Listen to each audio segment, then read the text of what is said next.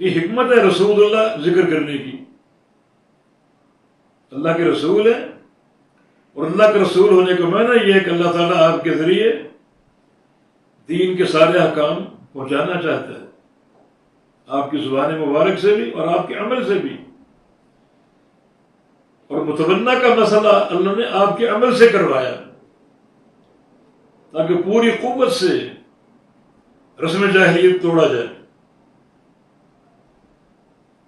اور اس طرح پروپیگنڈا بھی ختم کیا جائے جو یہود المنافقین اعتراض اٹھا رہے تھے. مانے اللہ کے عمل سے، آپ اللہ کے رسول ہیں. رسول ہر کام اللہ کی وحی سے کرتا ہے، یہ اللہ کا امر ہے. اللہ کے امر میں شک کرتے ہو،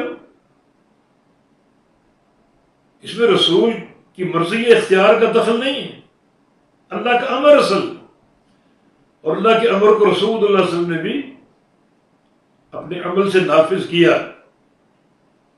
ولیکن رسول اللہ، آپ اللہ کے رسول ہیں، اور اللہ نے آپ کے ذریعے متبنہ کے مسئلے کو آپ کے عمل سے ختم کروایا، جاہلی نظام کو توڑا.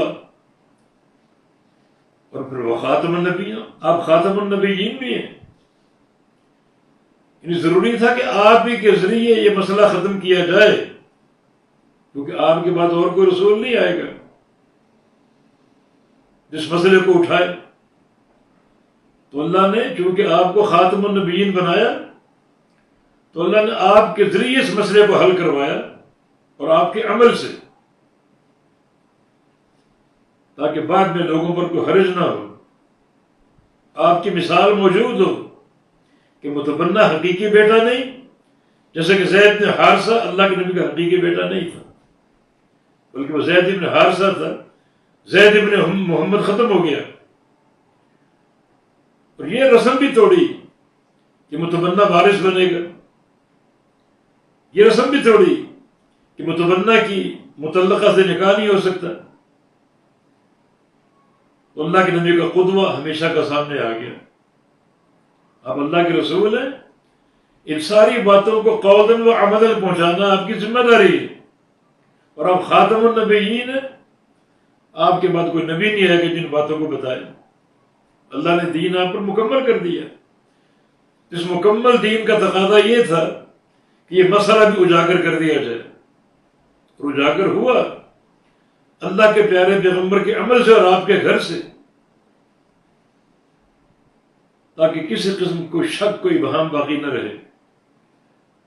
تو اللہ نے اپنی اس وحی کے ذریعے یہود و منافقین کے پروپیگنڈے کو توڑا کہ تمہیں اشکال وارد کرنے کا کیا حق ہے؟ جو ہوا اللہ کے امر سے ہوا. اللہ کے امر پر اعتراض اٹھاتے ہو، اللہ کے امر پر اشکال وارد کرتے ہو.